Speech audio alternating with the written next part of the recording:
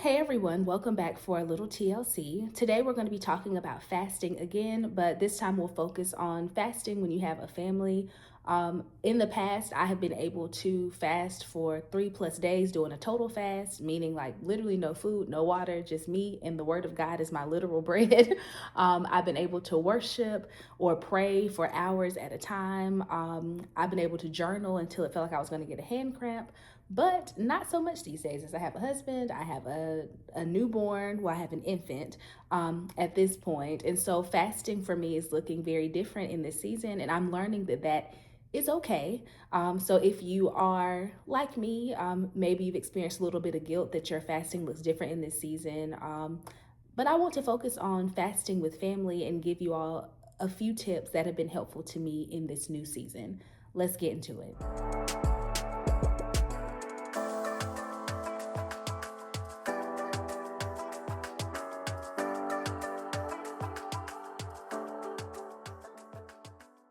As I was thinking about these tips, I think they're all really centered around community. So having a body of like-minded believers around you, um, yeah, that's really what they're all about. Starting in your own household. So number one, it has been very important and very helpful for me to have a husband who is also fasting and who understands my need to fast or the call to fast in this season. I imagine it would be very difficult. In fact, I have dated someone in the past who didn't quite understand the concept of fasting. And so it made it difficult when I'm like, okay, well, no, I can't go eat at that place right now. I can't go do this.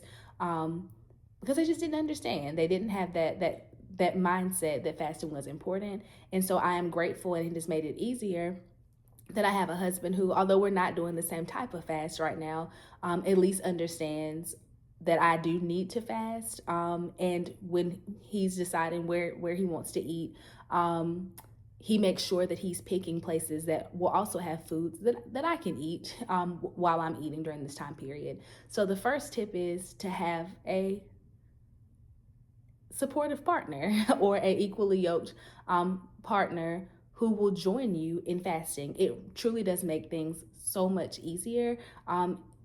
I mean, if you're already married and you don't have someone who is supportive, that makes it very difficult. But for anyone who is dating, thinking about getting married, you might be engaged, definitely add that on your list. You know, we're already told we're not supposed to be unequally yoked with non believers, but being a believer who has different doctrine than you, doesn't have the same, or doesn't believe in the same things are important as you do, such as fasting or praying or things like that, can also be a point of tension. So just make sure that you're choosing somebody or being found by somebody who is going to support you in your spiritual efforts as well, because that's been incredibly helpful for me.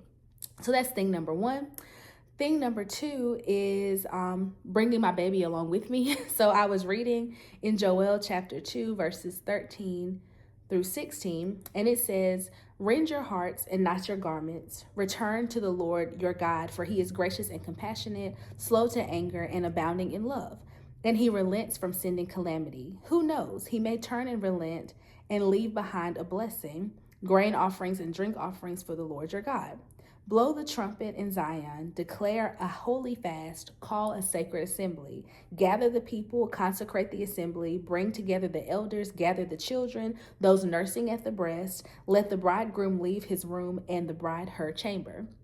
And so I really liked this particular chapter because they're calling a fast and they're saying, like, get the people together so that we can do this. And there was no age group that was exempt from being consecrated. There was no age group that was exempt from being gathered as part of the assembly. So it talks about, you know, bringing the elders. Then it goes all the way down to children who are nursing at the breast. So that literally means, for me as a nursing mother, my child is not exempt either from having to participate in some parts of this consecration. It talks about, you know, those who have just gotten married, you know, y'all need to come and get on board with this as well.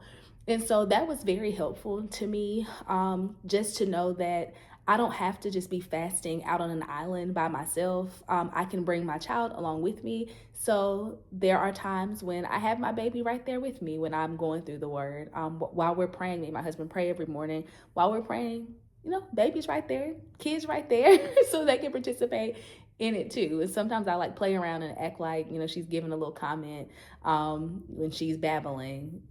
Can't understand what she's saying, but she's at least there. And so that has been very helpful to me as well, to know I don't have to be in isolation, to be spending time with the Lord. I can bring my baby right along with me, and it's just as good. I'm able to hear from the Lord just as clearly. The Lord is still pleased with what we are doing.